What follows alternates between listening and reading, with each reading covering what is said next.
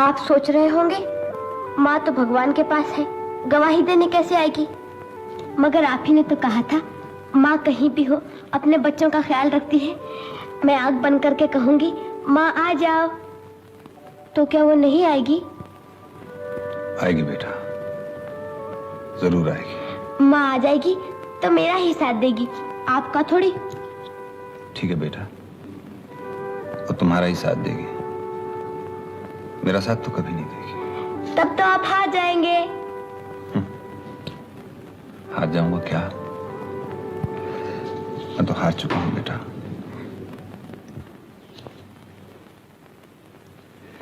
अच्छे रहना, मैं चलता हूं। डैडी, दूध पीना ही पड़ेगा। ओहो, अच्छा।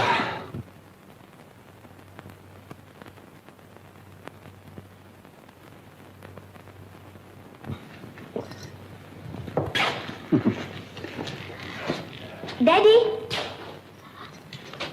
आपको याद है ना? ओह हाँ, सब याद है।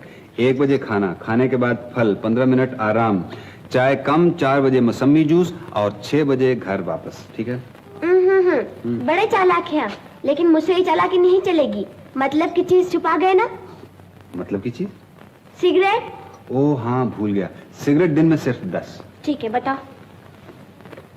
देख लो, पूरे 10 है ना? ये क्या? 2 सिगरेट तो आप सुबह से पी चुके हैं। कहाँ पी चुका हूँ? ओह हाँ हाँ, पी चुका हूँ। अच्छा, अब छुट्टी है, जाऊं? Bye bye. डैडी। ओहो, फिर डैडी। क्या है? कुछ नहीं। क्या है, बता ना। कुछ नहीं, आपसे नहीं होगा, मुझे ही बाजार जाना पड़ेगा। कुछ लाना है बाजार से, बता तो सही। 6 दिन से कह रही हूँ अपने कमीजों के कपड़े ले आइए, सब कॉलर फट गए, लेकिन आपको याद ही नहीं रहता। ओफो, अच्छा नाराज ना हो, आज जरूर ले आऊंगा, प्रॉमिस। आप तो रोज कहते हैं और रोज भूल जाते हैं, कहाँ तक ख्याल रखूं आपका? अच्छा डैडी, एक बात बताओ। क्या है? आप माँ को भी इसी तरह तंग किया करते थे, न जाने माँ ये सब कुछ कैसे सहती थी। तू क्या जाने वो क्या क्या सहती थी बेटा। वो इंसान नहीं थी, देवी थी, देवी।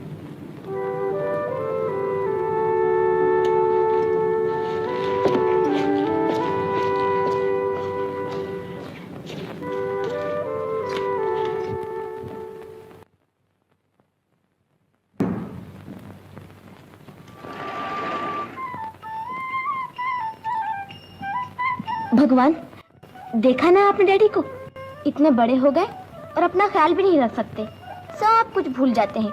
फिक्र मुझे ही करनी पड़ती है। उनके खाने का ख्याल रखो, कपड़ों का ख्याल रखो, सिगरेट पर नजर रखो और अपनी पढ़ाई भी करो। अब बताओ भगवान, मैं क्या क्या करूं? लेकिन भगवान, मेरे डैडी हैं बहुत अच्छे, मुझे बड़े अच्छे लगते हैं। माँ को तो तुमने अपने पास बुला लिया है ना, उससे कहना कि डैडी के बारे में फिक्र ना करें, मैं उनकी पूरी देखभाल करती हूँ। और हाँ भगवान, एक बात और, डैडी के पास तो मैं हूँ, उनकी हर बात का ध्यान रखती हूँ।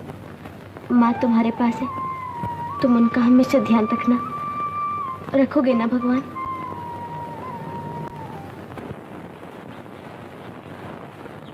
अरे क्या बात है, तुम लोग सब बैठे क्यों हो? अभी तक खेल क्यों नहीं शुरू किया? क्या शुरू करते? न तुम आई ना अभी तक रतन ही आया है। रतन भी नहीं आया? रोज तो आता था, फिर आज क्या हो गया उसे? पता नहीं क्या हो गया, हम तो सोच रहे थे तुम ही उसे साथ लेकर आओगे। अच्छा, तुम लोग खेलते शुरू करो, मैं उसे अभी लेकर आती हूँ। अच्छा, आ सब लोग। बड़ा आया बाहर जाने वाला। चल इधर, मान सारे बर्तन, धो सारे कपड़े, नहीं तो मार मार के हड्डी पसली एक कर दूंगी, समझा? तू यहाँ क्या करने आई है? चाची, मैं रतन को लेने आई थी, खेलने के लिए। रतन कहीं खेलने वेलने नहीं जाएगा, देखती नहीं काम कर रहा है। माँ मुझे जाने दो, मैं आकर सारा काम कर दूंगा। फिर उठा तू, बैठ मांझ बर्तन, अगर अपनी जगह से हिला तो टांगे तोड़ दूंगी। मरा खाने को है, काम करते हुए जान जाती है, हाथों में ताकत नहीं है क्या? जल्दी जल्दी मांझ। जल्दी कैसे मांझूं? देखती नहीं है, हाथ कट गया है, दर्द कर रहा है। मुझसे सवाल लगाता है? जबान खींच लूंगी अगर काम खत्म करे बगैर यहाँ से हिला तो आज तेरी जान की खैर नहीं। चाची, मारती क्यों हो बेचारे को? चल हाथ पीछे, बड़ी आई हमायती बनकर। और तू भी कान खोलकर सुन ले, अगर आज सारा काम खत्म नहीं हुआ तो खाना नहीं मिलेगा।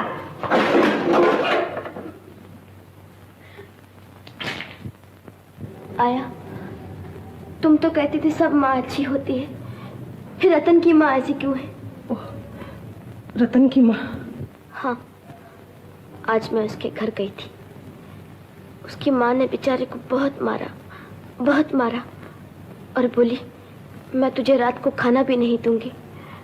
आया, रतन तो इतना अच्छा लड़का है, घर का सारा काम करता है, फिर भी उसकी माँ उसको प्यार क्यों नहीं करती?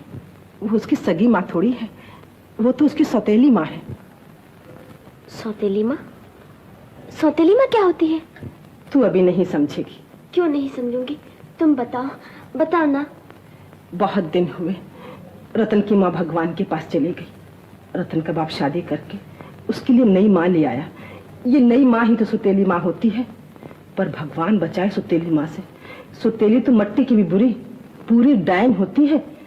देखा क्या हाल कर रखा है रतन का। वो इस बेचारे को मार कर ही छोड़ेगी। लेकिन पर तू क्यों फिक्र करती है?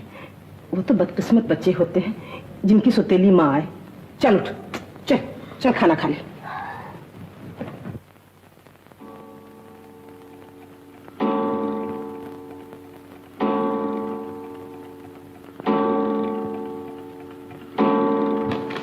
केस की हियरिंग दोपहर को 3 बजे है ना? जी।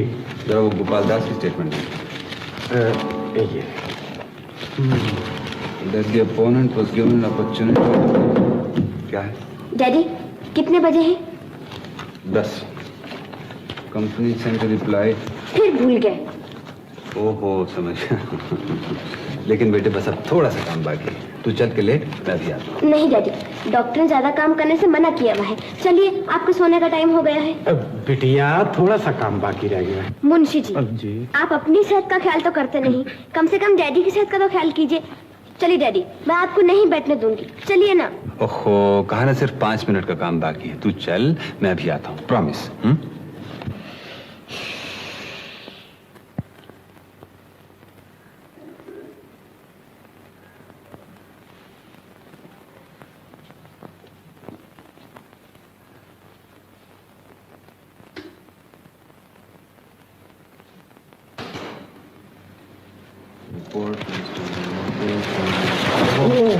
ये क्या कर दिया? बंद करो फैन। उफ़, ये क्या शरारत है? बंद करो प्लीज। छी। देखो ये क्या हालत कर दी तुमने। ठीक ही तो किया, मैं आपको 10 बजे के बाद काम नहीं करने दूंगी। चलिए ना। तो तुम बहुत तंग करती हो।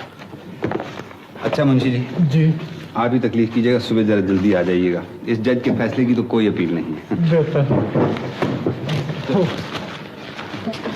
12 यही बजने वाले हैं आपको। तू तो पूरी मास्टर नहीं है, बड़े सख्त किस्म की मास्टर। जैसे अड़ियल बच्चे वैसे ही सख्त मास्टर नहीं। अच्छा बाबा, अब तुझसे कौन बहस करे। वकील तो दरअसल तुझे बनना चाहिए, तो मैं तो खामखा वकील बन गया। आप ठीक कहते हैं, कल से आप स्कूल जाया कीजिए और मैं कचहरी जाऊंगी।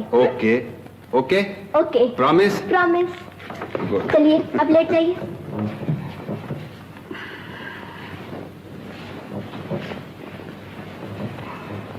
Good night. डैडी। फिर क्या डैडी? कहानी। मर गए तो तूने कहानी के लिए काम बंद करवाया था, है ना? डॉक्टर ने रात में काम करने को मना किया है, कहानी सुनाने को थोड़ी। नहीं बेटे, कल सुबह सुनाए। नहीं डैडी, दिन में कहानी सुनाने से मामा रास्ता भूल जाता है। लेकिन तेरे मामा तो हर वक्त रास्ता भूले रहते हैं। डैडी सुनाइए ना प्लीज। डैडी चलिए। ओहो, अच्छा बाबा। तू कल कहाँ छोड़ी थी कहानी? राम को राजगद्दी पे बिठाने की तैयारियां होने लगी। और अयोध्या में लोग खूब खुशियां मना रहे थे और घर घर में दीपमाला हो रही थी। लेकिन जो रानी कैकेयी थी ना, उसने एकाएकी अपने महल के सारे दिए बुझा दिए और कोप भवन में जाकर लेट गई। और राजा दशरथ से कहने लगी, आपको याद है आपने मुझे 2 वर देने हैं? तो राजा ने कहा, हाँ, जो कुछ मांगती है मांग। जानती है रानी ने क्या मांगा? क्या मांगा डैडी? भरत जी को राजगद्दी और श्री रामचंद्र जी को 14 बरस का वनवास। राम जी को 14 बरस का वनवास? क्यों डैडी, केकई राम को प्यार नहीं करती थी क्या? आपने ही तो कहा था कि वो उसकी माँ थी। हाँ हाँ, लेकिन सगी माँ थोड़ी थी, सौतेली माँ थी। सौतेली माँ? रतन की तरह?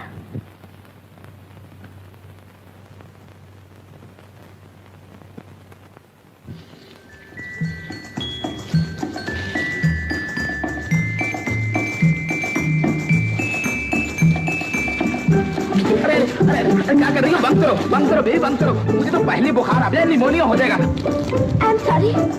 अरे रेनू, ये क्या कर रही? बंद कर इसे, मैं भीग जाऊं। रेनू, तू नहीं मानेगी, मैं भीग जाऊंगी रेनू। अरे ए रेनू, क्या कर रही है? ए रेनू, क्या कर रही है रेनू? अच्छा ठहर तू जरा।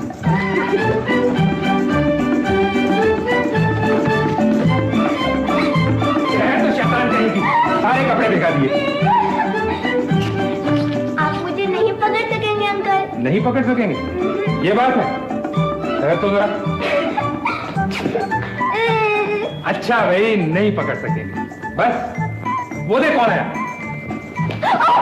पकड़ लिया ना? अब बोल, कपड़े भिगोने की क्या सजा दूं?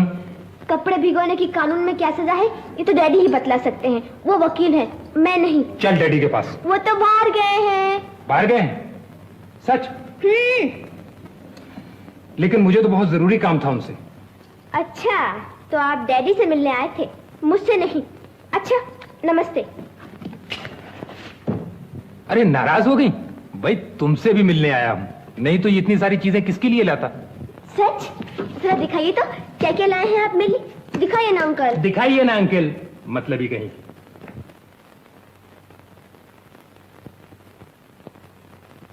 ये देख। अरे वाह, ये तो बहुत अच्छी बनाई है। बस अब तो खुश? अंकल, देखे बगैर कैसी बना ली? मैं तो यहाँ थी, सच बताइए ना। यही तो बात है, जादू के जोर से बनाई है। अच्छा अंकल, आप जादूगर भी हैं? हाँ, तुम नहीं जानती मैं कितना बड़ा जादूगर हूं। अच्छा अंकल, अगर आप जादू जानते हैं तो जादू से मेरी माँ की तस्वीर बना दीजिए ना। बनाएंगे ना? पगली कहीं की, जादू से भी कई तस्वीरें बनती हैं। वो तो एक तेरी फोटो मेरे पास रखी थी, उससे देख के मैंने बनाई है। ओह, तो ये तस्वीर आपने फोटो को देख के बनाई? हाँ। अच्छा अंकल, आपके पास कोई माँ की फोटो नहीं है क्या? नहीं बेटे, तेरी माँ की कोई फोटो मेरे पास नहीं। डैडी के पास भी नहीं है। मैंने पूछा तो बोले माँ की फोटो थी, लेकिन न जाने कहाँ खो गई। हाँ बेटे, डैडी ठीक कहते हैं। तो क्या मैं अपनी माँ की तस्वीर कभी नहीं देख सकूंगी? एक थी तो, लेकिन नहीं, वो अब कहाँ मिलेगी। कहाँ थी बताइए ना। जब तू छोटी सी थी तो एक परदेसी ने तेरी माँ की फोटो एक किताब में छापने के लिए खींची थी। न किताब भेजी न फोटो ही भेजी। 10 साल हो गए। अरे ये क्या, इतनी सी बात पे उदास हो गई? मैं तेरी माँ की तस्वीर बनाने की कोशिश करूंगा। बस अब तो खुश? अच्छा देख मैं तेरे लिए और क्या क्या चीजें लेके आया हूं।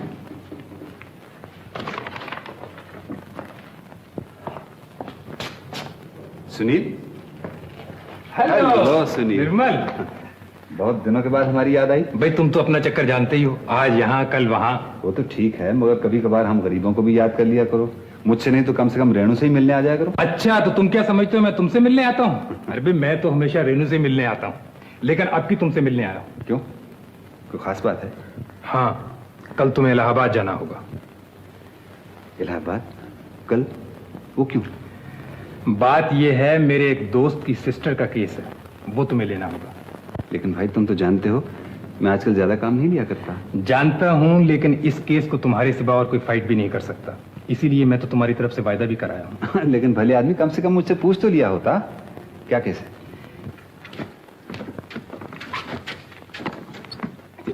आपको सब कुछ याद है ना? वो हाँ हाँ, जो कुछ तुमने कागज पर लिख के दिया है वही करूँगा। ये देखो। ठीक है। अच्छा डैडी, आप इलाहाबाद से कब वापस आएंगे? 6 तारीख को, मुझे याद है 6 तारीख को तुम्हारे स्कूल में पेरेंट्स डे है, मैं पहुँचाऊँ। देखिए, भूलिएगा नहीं, उस दिन सबके माँ बाप आएंगे और अगर आप नहीं आए तो मुझे बहुत बुरा लगेगा। हाँ, तो फिक्र मत कर, मैं जरूर पहुँचूँ। अच्छा सुनील, मेरे आने तक यहीं ठहरोगे ना? भाई मुझे 3-4 दिन में लखनऊ जाना है, तो शायद तुम्हारे आने से पहले ही चला जाऊं। लेकिन केस का जो भी फैसला हो मुझे खबर जरूर देना। लेकिन कौन से पते पे खबर करूं? तुम्हारा पता तो हर दूसरे दिन बदलता रहता है। हाँ? खैर कोई बात नहीं, मैं खुद ही पता लगा दूंगा। अच्छा daddy, bye bye. Bye bye.